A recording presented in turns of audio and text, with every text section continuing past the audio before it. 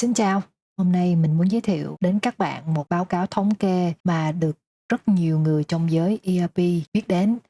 Đó là báo cáo hàng năm của hãng Panorama Consulting Group. Các bạn đang nhìn vào website của hãng. Panorama là đơn vị tư vấn độc lập hàng đầu thế giới chuyên tư vấn về chuyển đổi doanh nghiệp và hệ thống ERP. Như các bạn thấy ở trên màn hình, họ có 3 cái dịch vụ chính ha, là tư vấn cách lựa và triển khai hệ thống ERP, tư vấn về quản lý management và về các cái software nói chung. Thì cái báo cáo mà mình muốn nói đến các bạn có thể tìm thấy trên website của họ trong cái phần resources đây. Và nó là cái báo cáo này đây.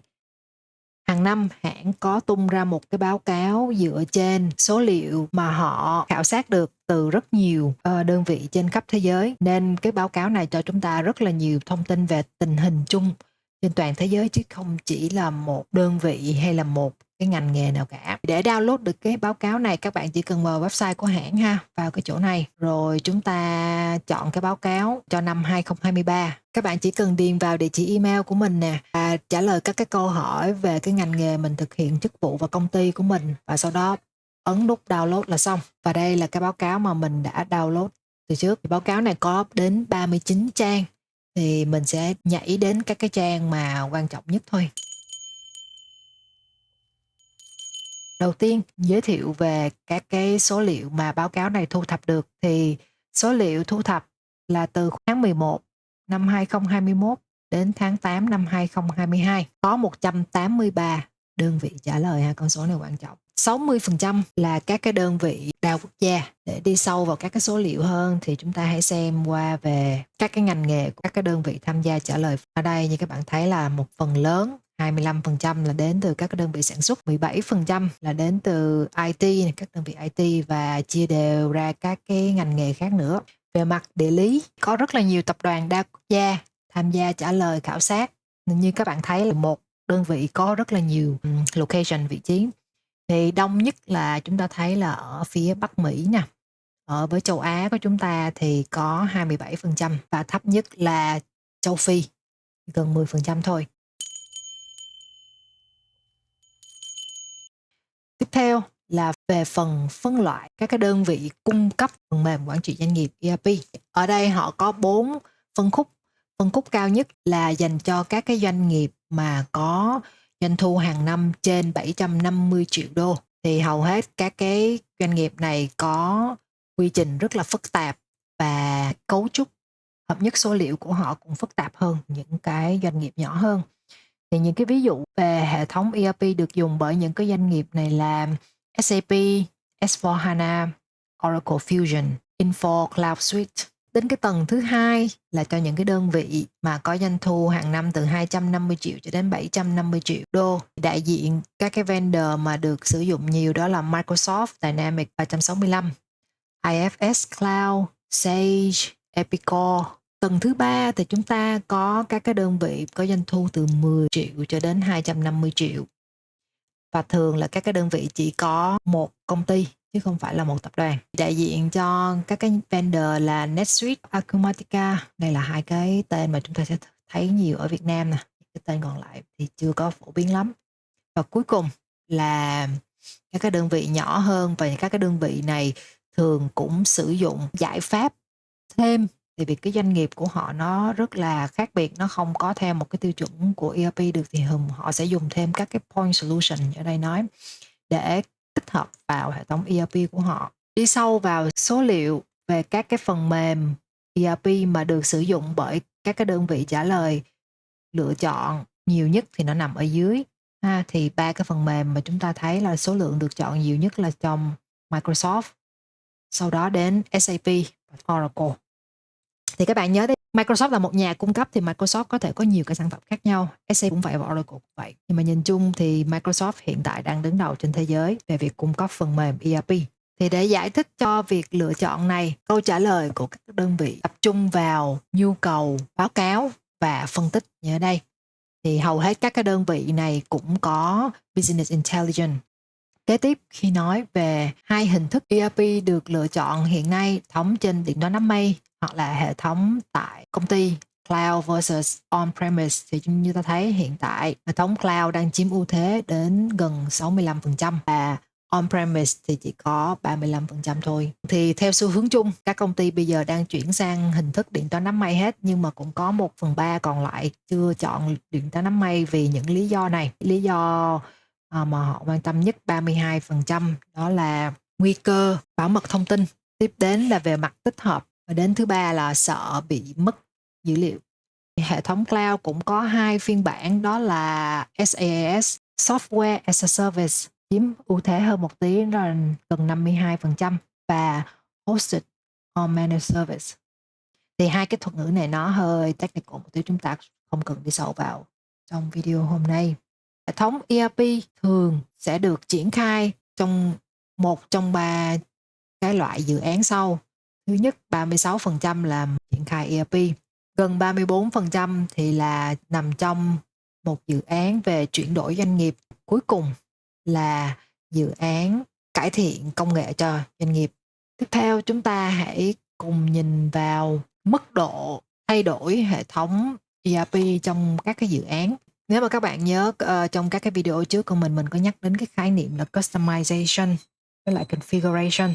Thì đầu tiên có 7% là không cần customization gì hết. Gần 16% thì cũng không có customization, có tinh chỉnh và có cả thay đổi quy trình nội bộ. Phần trăm lớn nhất 45% là thuộc về các cái dự án mà cần có thay đổi hệ thống và cả thay đổi về quy trình.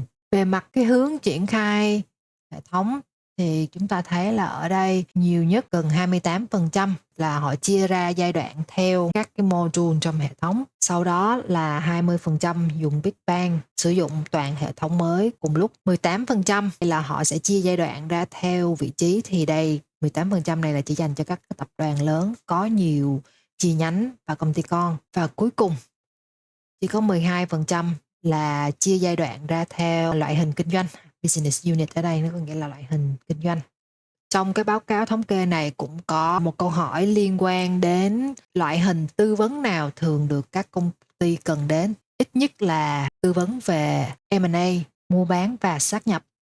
Và nhiều nhất như các bạn thấy ở dưới đây là triển khai một cái phần mềm gì đó, trong đó có cả phần mềm ERP. Thì chúng ta thấy được là tầm quan trọng của việc thuê một cái đơn vị tư vấn có kinh nghiệm để hỗ trợ chúng ta trong cái quá trình triển khai này. Tiếp theo, sự cải thiện. Như các bạn thấy ở đây, phần lớn 47% các cái đơn vị trả lời rằng tất cả các quy trình của họ đã được cải thiện. 44% các cái quy trình chính quan trọng nhất của họ được cải thiện.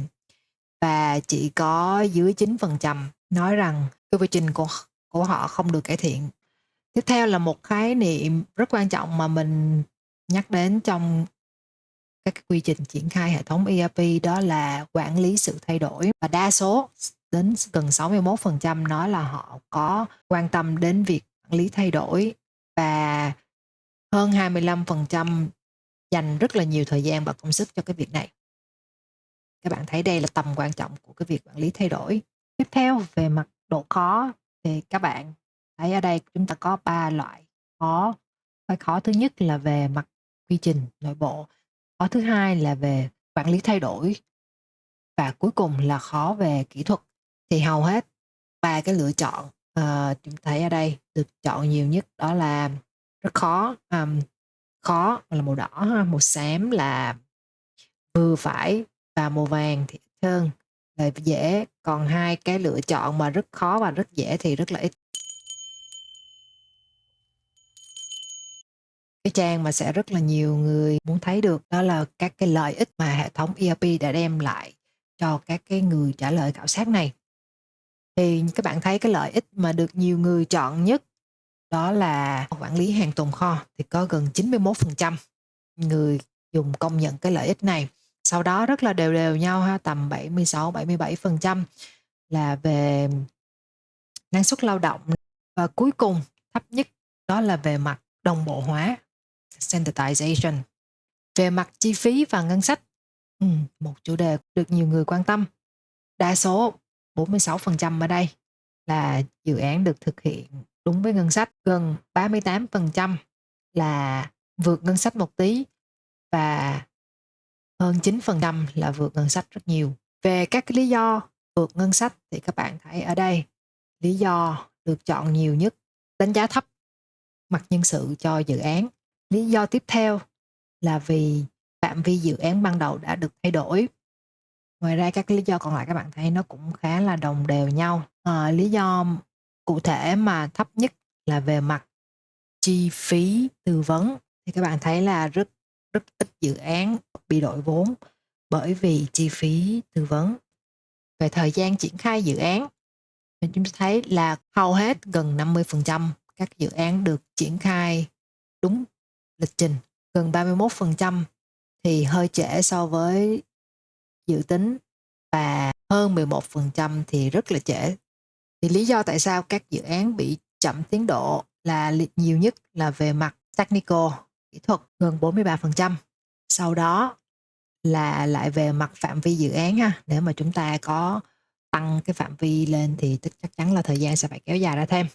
Và lý do ít xảy ra nhất đó là đơn vị triển khai đã không giao hệ thống hay là thực hiện các cái chức năng đúng thời hạn. Lý do thấp thứ nhì đó là timeline ban đầu nó đã không thực tế rồi. Thì cái điều này nếu mà dự án bị chậm tiến độ là điều hiển nhiên thôi. Và đó là cái trang cuối cùng mà mình muốn tóm tắt sơ trong cái báo cáo này. Từ bây giờ mình sẽ dùng các cái số liệu này để minh họa cho các cái video khác.